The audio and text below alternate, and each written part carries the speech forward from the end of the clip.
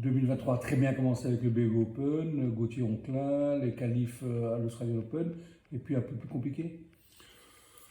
Oui, peut-être que. Enfin, on a eu une bonne surprise en début de saison pour Gauthier, pour Raphaël. Maintenant, compliqué de plusieurs mesures. L'objectif était d'atteindre les qualifications des grands chelems, chose qui a été faite. Malheureusement, une blessure très embêtante pour Collignon, qui a quand même été écarté des cours pendant plus de 4 mois. Et malheureusement, Gauthier qui a. Il y a plusieurs choses qui font que ça n'a pas marché aussi bien, peut-être aussi de notre fait, mais en tout cas, une chose est sûre, c'est que ça a moins bien marché qu'en début de saison. Maintenant, il faut voir aussi si la capacité d'avoir la constance. Tout reste à prouver, on doit corriger le tir en tout cas pour essayer d'aller chercher plus. Il y a moyen, c'est l'objectif cette année, donc on va croiser les doigts. Mais c'est vrai que le bilan, on est parti vraiment sur une bonne base au départ et malheureusement, on peut dire que ça a quand même bloqué après un moment, après allez, 6-7 mois et sur la fin de saison, là, une fois qu'on commence à courir après les points, c'est jamais bon. Il y a Emilien de Manet aussi qui avait bien commencé, qui s'est aussi blessé. Est-ce que les blessures récurrentes, on peut les imputer à pas de chance ou on les impute à autre chose? Alors évidemment, avoir 3 fractures de fatigue sur les choses, ça interpelle. Donc forcément, toute l'équipe s'est mise en question. Mais l'analyse était très très très vite faite. C'est pas possible d'avoir un poignet, un dos et une jambe. Donc vraiment, je crois que ouvertement, c'est du circonstanciel avec des préparateurs physiques différents. Donc, épuisé, je pense qu'il n'y a aucune cause à effet entre le travail. Maintenant, nous travaillons avec très peu d'échantillonnage d'athlètes, très petits. Donc, forcément, quand on en a 3 qui sont sur le carreau et qui, épuisés, commencent à bien matcher, à être assez performants, ben, ça laisse des traces. Il ne faut pas se voiler la face. De Manet n'a même pas pu défendre ses chances non plus en grand chelem, fracture de fatigue au tibia. On sait que ça prend du temps. Belle surprise pour son comeback directement en fin de saison, mais tout ça laisse présager. Non, ce qu'il faut, c'est vraiment se tourner vers le futur maintenant, vers 2024. 2023 est une année difficile, mais avec de bonnes choses aussi, parce qu'on a quand même travaillé sur le recadrage de certaines choses, tant sur le travail que dans les cadres, chez les jeunes. Donc voilà, mais ça, c'est le travail d'une fédération, de toute manière. Avec un réservoir évidemment plus petit que dans des grands pays comme la France, Grande-Bretagne, l'Australie. Le réservoir petit, ça pousse à exagérer les entraînements. On a tellement envie que les 2 ou 3 joueurs qui sont là performent qu'on a tendance à exagérer. C'est une question très intéressante, mais évidemment non. Parce que nous ne pouvons pas, il ne faut pas oublier que nous avons un système qui est clairement établi, c'est un tennis-études, donc on est déjà bloqué par le cadre de l'école, de leur scolarité. Donc on ne sait pas réinventer des heures dans une journée. Non, je ne pense pas que ça soit lié au fait de pousser beaucoup plus. On sait qu'on a une toute petite fédération, il faut bien se rendre compte que si on doit se comparer par rapport à la France, nous sommes un département français, c'est une ligue.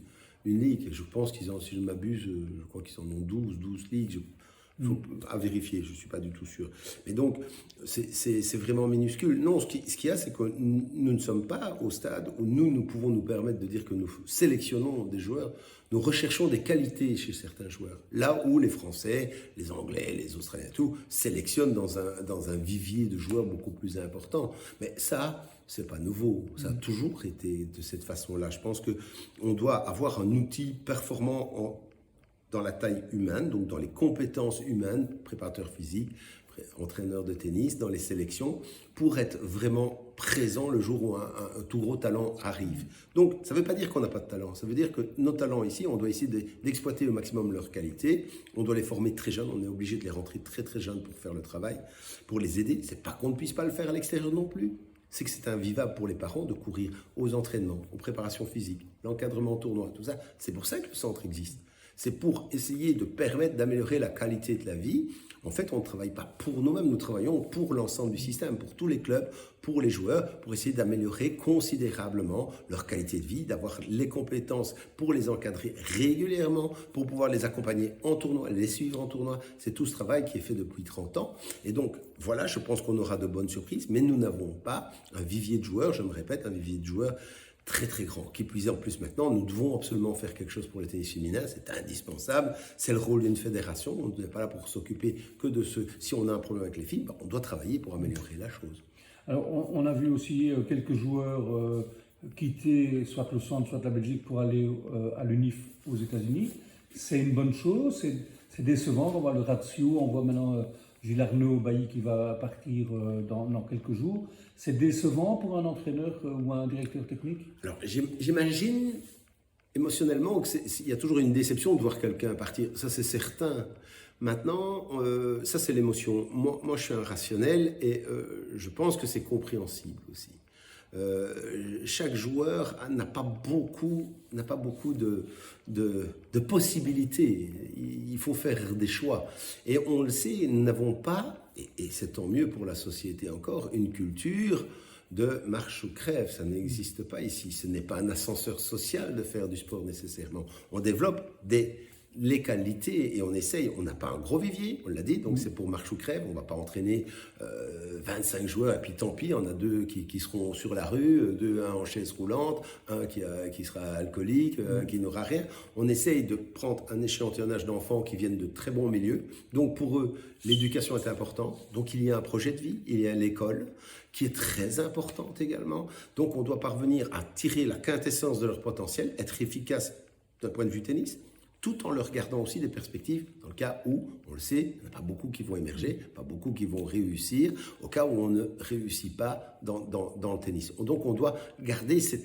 Et ça, moi j'y suis très attaché, je pense que c'est hyper important. C'est vrai que si on avait des gens qui ont vraiment aucune capacité pour réussir à l'école, on peut comprendre ça. Mais on a des gens qui peuvent généralement essayer de jouer sur les 2 tableaux, donc c'est d'autant plus difficile. Mais on a quand même des exemples par le passé, ils ont bien réussi, Steve, Olivier, Christophe, les frères Rocus, donc Steve Darcy, David Goffin, Justine, tous ont fait leurs humanités, quoi. Donc on continue à jouer sur cette corde-là. Et quand je parlais d'ascenseur social, c'est dans certains pays où le tennis est simplement une opportunité à terme pour gagner de l'argent et à n'importe quel prix d'ailleurs parfois. Et nous c'est pas ça. Nous sommes encore dans une culture de la construction sportive, d'avoir des gentlemen, de leur faire réussir leur vie, de ne pas fermer certaines portes. On doit garder toutes les portes ouvertes. Ça complique les choses. On a fêté les 30 ans du centre de formation où on se trouve. Vous parlez d'un vivier qui est relativement réduit, mais malgré tout avec des résultats presque incroyables, avec un bon nombre de top 100. Justine Henin, on en a parlé, numéro 1. David Goffin, quand même 7e mondial.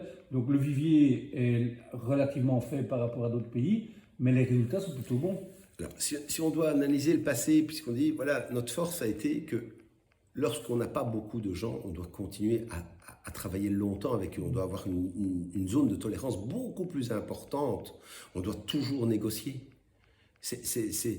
Alors, parfois c'est épuisant, mais aussi c'est aussi notre force de temps en temps. Parce que si on prend les critères, un David Goffin n'aurait peut-être pas été repris, un Steve Darcy non plus, il faut bien s'en rendre compte, et certainement pas un Christophe Rocus.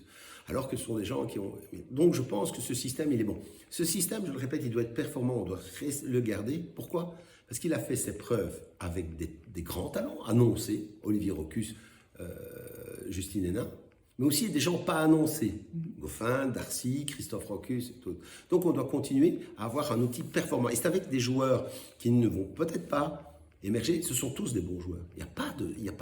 Ce sont tous des joueurs qui ont des talents, ce sont tous des joueurs particuliers. Vous allez dans toutes les écoles, vous n'avez pas des joueurs partout comme ça. Ce sont les meilleurs dans des catégories d'âge.